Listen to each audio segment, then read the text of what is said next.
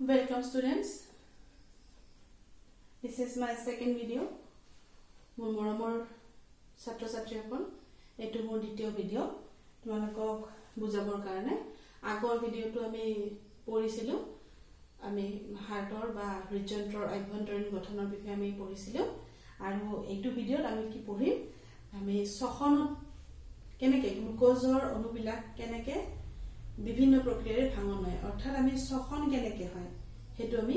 বিশেষভাৱে পঢ়িম আমি লাস্ট ভিডিওটোত আমি কৈছিলো যে সখনত কাৰ্বন ডাই অক্সাইড উৎপন্ন হয় হাৰ্টৰ ক্ষেত্ৰত আমি পঢ়িছিলো তেতিয়া তোমালোকে কৈছিল যে সখন চেপ্টাৰটো আৰু সখনৰ বস্তুখিনি আকৌ ভালকে বুজাই লাগে সো হেতু কাৰণে মই তোমালোকক আজি বহুত ভালকে বুজাম বুলি ভাবিছো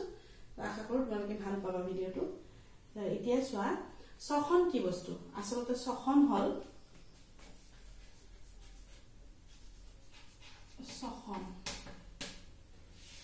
সখন দুই ধৰণৰ আছে এটা সখন হল আমাৰ আভ্যন্তৰীণ সখন আৰু এটা আমাৰ কি বাহ্যিক সখনত আমি উশাহত অক্সিজেন লওঁ নিশাহত কাৰ্বন ডাই অক্সাইড এৰি দিওঁ এটো বহুত সৰুৰ পৰা আমি পঢ়ি আহিছো আৰু আভ্যন্তৰীণ সখনটো আমি এইবাৰ পঢ়িব লাগিব আভ্যন্তৰীণ সখন মানে হল আমাৰ আমি যিবিলাক খাদ্যৰ উপাদান আমি যিবিলাক খাদ্য খাওঁ সেই খাদ্যৰ উপাদানসমূহৰ পৰা আমি কেনেদৰে কি কৰো শক্তি আহৰণ কৰো তাৰ মানে কোষত তেজৰ সহায়ত কোষত যোৱা খাদ্যৰ উপাদানসমূহ কোষে কেনেদৰে হেবোৰ কি কৰে শক্তিলৈকে ৰূপান্তৰিত কৰে আৰু আমাৰ দেহত শক্তি কেনেদৰে সঞ্চিত হৈ থাকে আসলতে আমাৰ দেহত শক্তি এডিনোসাইন ট্ৰাইফসফেট বা এটিপি হিচাপে সঞ্চিত হৈ থাকে আমি এইবোৰ বিষয় আজি ধুনীয়াকৈ আলোচনা কৰিম এতিয়া কথা হল সখন আমাৰ মানুহৰ ক্ষেত্ৰত দুই ধৰণে হয় এটা সখন আমাৰ অক্সিজেনৰ উপস্থিতিটো হয় আৰু আমাৰ দেহত কি হয় অক্সিজেনৰ অনুপস্থিতিটো সখন হয় কিন্তু যিবোৰ ব্যাকটেৰিয়া আছে বা অনুবীক্ষণ যন্ত্ৰৰে দেখা পোৱা যিবিলাক জীৱ যেনে ব্যাকটেৰিয়া হ'ব পৰা তুমি ইষ্ট ভেকুৰ কিছুমান তাৰ মানে এইবিলাকক কি বুলি কয় অনুজীৱ বুলি কয় আৰু ইংলিছত কি বুলি কয় মাইক্ৰবছ বুলি কয় এই মাইক্ৰবছ বোৰে কি কৰে অক্সিজেনৰ অনুপস্থিতিত কি কৰিব পাৰে সখন কৰিব পাৰে অৰ্থাৎ ইহতে নিউট্ৰিশন বা পুষ্টি লাভ কৰিবৰ বাবে কোনো অক্সিজেনৰ প্ৰয়োজন নহয় ইয়াৰে এটা ভাল উদাহৰণ হল আমি যদি গাখীৰ থৈ দিও গাখীৰৰ পৰা কি হয়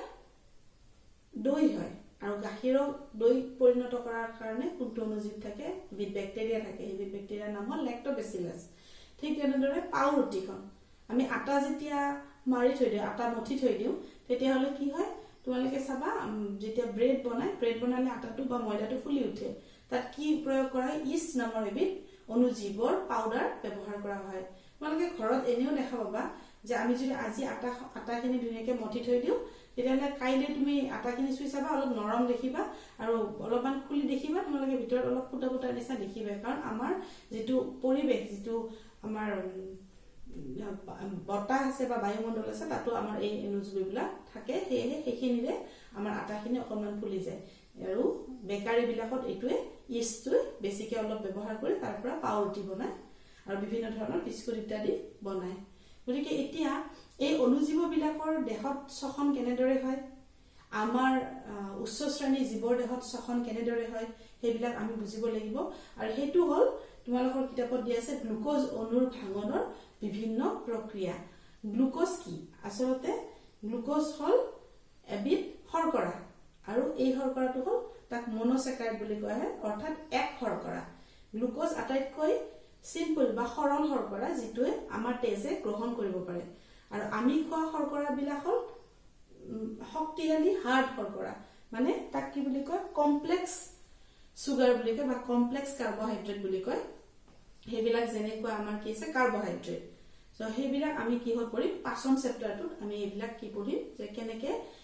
আমাৰ খাদ্য কাৰ্বহাইড্ৰেট ভাঙি কি হয় গ্লুকোজ হয় এতিয়া কথা হল গ্লুকোজৰ পৰা কেনেদৰে শক্তি আহৰণ কৰে আমি হেতু জানিব লাগিব সো এতিয়া কথা হল আমাৰ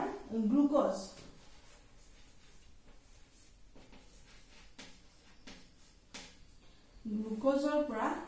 সাধাৰণতে কি হয় পাইৰুভিক এসিড হয় এই পাইৰুভিক এসিডটো গ্লুকোজৰ পৰা পাইৰুভিক এসিড হোৱাৰ প্ৰক্ৰিয়াটো এটো প্ৰত্যেকটো জীৱৰ দেহতে একেই হয় গ্লুকোজৰ পৰা প্ৰথমতে পাইৰুভিক এসিড হ'বই লাগিব পাইৰুভিক এসিডৰ পৰা যে শক্তি আহৰণ কৰিব হেতু বিভিন্ন জীৱৰ ক্ষেত্ৰত বেলেগ বেলেগ হয় যেনেকুৱা এতিয়া ধৰা পাইৰুভিক এসিডটো আমি যদি চাওঁ অক্সিজেনৰ উপস্থিতিত যদি অক্সিজেন থাকে অক্সিজেনৰ উপস্থিতি পাইৰুভিক এসিড যদি অক্সিজেনৰ উপস্থিতিত কি হয় দহন হয় আসলতে অক্সিজেনে যিকোনো বস্তু এটা কি কৰিব পাৰে জ্বলাব পাৰে যেনেকুৱা জুই জ্বলাবৰ কাৰণে আমাক কি দৰকাৰ হয় অক্সিজেনৰ দৰকাৰ হয় ঠিক তেনেদৰে সেই কাৰণে আমাক কি লাগে আমি যে কো আমাৰ উশাহত অক্সিজেন লাগে এই কাৰণে অক্সিজেন লাগে কাৰণ অক্সিজেনে কি কৰে আমাৰ খাদ্য সম্ভাৰ বিলাকক কি কৰে দহন কৰি পেলাই তাৰ পৰা শক্তি উৎপাদন কৰাত সহায় কৰে পাইৰুভিক এসিড কি হয় অক্সিজেনৰ উপস্থিতিত কি হলকে ৰূপান্তৰিত হয় আমাৰ দেহত এক নম্বৰতে আমাৰ দেহত উৎপন্ন হয় পাইৰুভিক এসিডৰ পৰা কাৰ্বন ডাই অক্সাইড তাৰ পিছত উৎপন্ন হয় পানী H2O বুলি লিখিছো কিতাপত তোমালোকৰ পানী বুলি আছে আৰু শক্তি তোমালোকৰ টেক্সট বুক খনত ইয়াতে কি বুলি দিয়া আছে টেক্সট বুক খনত দিয়া আছে তোমালোকৰ পেজ নম্বৰ 102 এটো আছে পেজ নম্বৰ তোমালোকৰ টেক্সট বুকত 102 তোমালোকে কিন্তু সদায় টেক্সট বুকখন ফলো কৰিবা বেলেগ তোমালোকে কিতাপ ব্যৱহাৰ নকৰিবা কাৰণ আজিকালি বজাৰত বিভিন্ন ধৰণৰ কিতাপ ওলাইছে যিবিলাকৰ কি হয় বিলাকত কিছুমান বস্তু ভুলকে থাকে আৰু সেইবিলাক বস্তু তোমালোকে পঢ়ি পৰীক্ষাত লিখা আৰু ভাবা পৰীক্ষা বহুত ভাল হৈছে কিন্তু হেবু লিখিলে তোমালোকে নম্বৰ নাপাবা হেহে মই বাৰে বাৰে তোমালোকক ৰিকুৱেষ্ট কৰিছো আৰু বাৰে বাৰে তোমালোকক কৈছো যে তোমালোকে টেক্সট বুকখনহে পঢ়িবা টেক্সট বুকত কৈ ধুনিয়াকে কত লিখিব নোৱাৰে গটিকে টেক্সট বুকখনত পেজ নম্বৰ 102 তোমালোকে চিত্ৰ 6.8 এটা আছে তাতে গ্লুকোজ অণু ভাঙনৰ বিভিন্ন পথটো আছে হেতু তোমালোকে চালেও পাবা ইয়াত দিয়া আছে গ্লুকোজ অণু পাইৰুভেটত ৰূপান্তৰিত হৈ কি হয় অক্সিজেনৰ উপস্থিতিত কি সৃষ্টি হয় কাৰ্বন ডাই অক্সাইড পানী আৰু শক্তি হয় তাৰ পিছত এই অক্সিজেনৰ উপস্থিতিত আমাৰ দুই ধৰণৰ হয় এটা অক্সিজেনৰ উপস্থিতিত হয় আৰু অক্সিজেন কম হলে হয় হেতু হল উচ্চ শ্ৰেণীৰ দেহত অক্সিজেনৰ উপস্থিতিত হয় আৰু অক্সিজেনৰ অনুপস্থিতিত হয় NO2 অক্সিজেন যদি অনুপস্থিত হয় এটো হল O2+ ইয়াত অক্সিজেন থাকিব ইয়াত NO2 অক্সিজেন নাথাকে অক্সিজেন যদি নাথাকে তেতিয়ালে কি উৎপন্ন হয় অকল আমাৰ দেহত কি হয় এটা এসিড উৎপন্ন হয় এটোৰ নাম হল ল্যাকটিক এসিড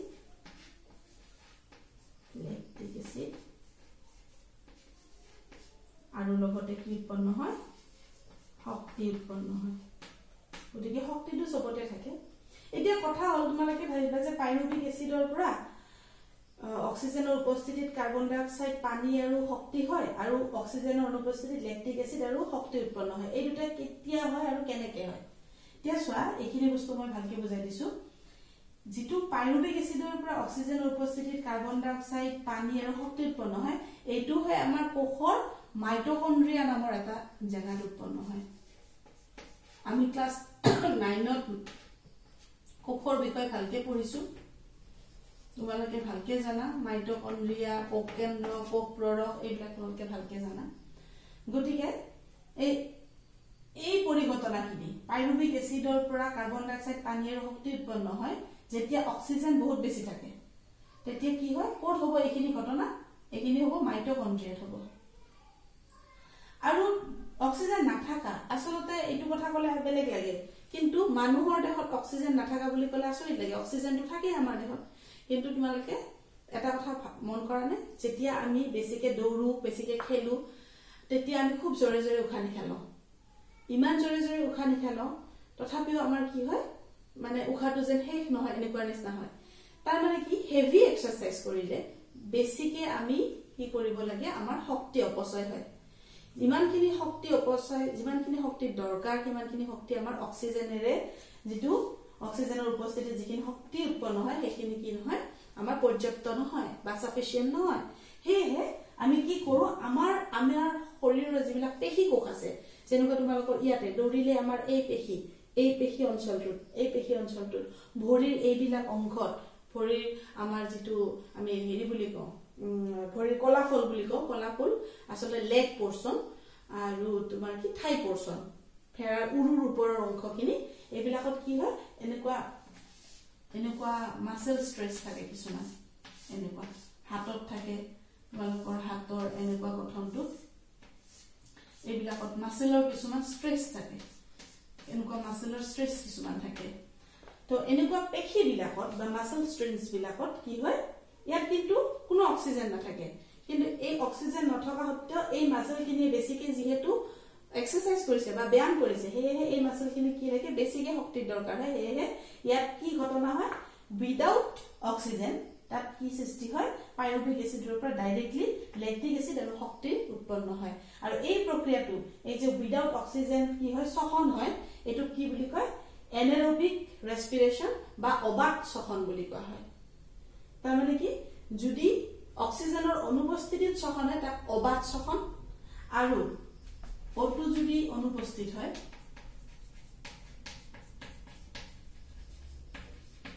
তাক ক'ব অবাত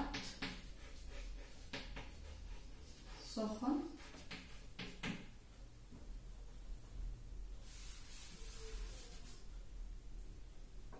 আৰু O2 যদি উপস্থিত হয় তাক ক'ব হবাত শ্বসন এতিয়া তোমালোকে ইয়াতে এইটো লিখিব পাৰিবা যে অবাত শ্বসন আৰু হবাত শ্বসনৰ মাজত পাৰ্থক্য কি তোমালোকে ধুনীয়াকৈ লিখিব পাৰিবা যে যিটো শ্বসনত অক্সিজেনৰ অনুপস্থিত হয় বা অক্সিজেনৰ প্ৰয়োজন নহয় তেনেকুৱা শ্বসনক অবাত শ্বসন বোলে আৰু যিবিলাক শ্বসনত অক্সিজেনৰ প্ৰয়োজন হয় তাক হবাত শ্বসন বোলে তাৰ পিছত তোমালোকে আৰু পাবা যে অবাত শ্বসনত কি উৎপন্ন হ'ল ল্যাকটিক এসিড আৰু শক্তি উৎপন্ন হ'ল আৰু হবাত শ্বসনত কি উৎপন্ন হ'ল কাৰ্বন ডাই অক্সাইড পানী আৰু শক্তি গতিকে এনেকে পঢ়িবা তোমালোকে যাতে এটা বস্তুৰ পৰা এখিনি পঢ়িলা নহয় ইয়াত যেতিয়া তোমালোকে একো এটা প্ৰশ্নৰ এনসাৰ এৰি থৈ আহিব নালাগে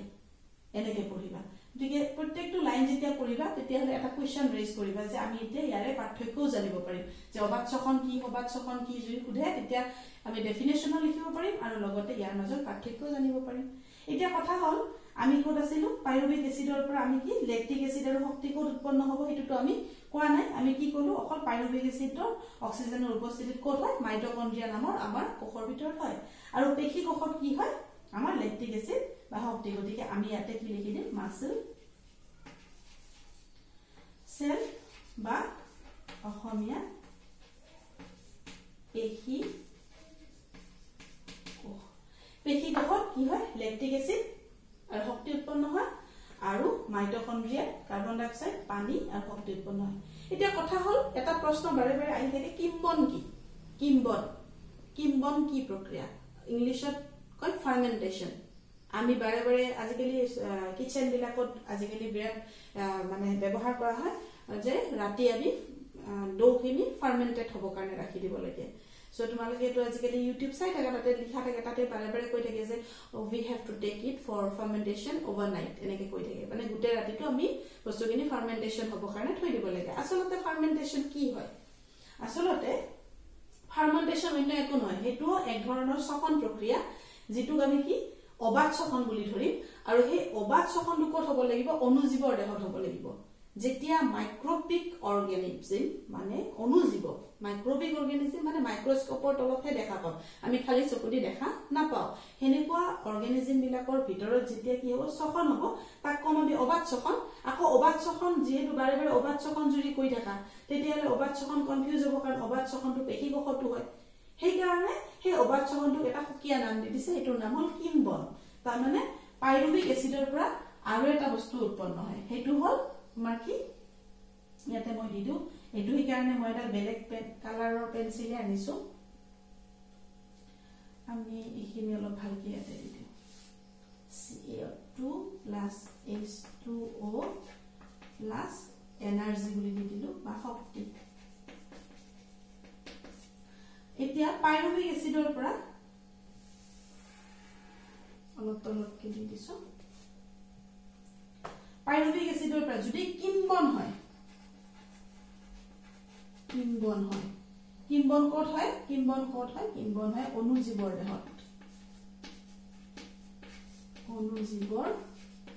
দেহত ইয়াতো কি নো অক্সিজেন নো O2 নালাগে O2 নহয় নালাগে ইয়াতো যেহেতু মাইক্ৰোস্কোপিক অৰ্গানিজম বা অনুজীৱ ইয়াতে অক্সিজেনৰ ইয়াতো কোনো প্ৰয়োজন নাই অনুজীৱৰ দেহত কি সৃষ্টি হয় ইয়াতে এটা সৈ ধৰণৰ বস্তু সৃষ্টি কৰে হেতু হল এলকহল ইথানল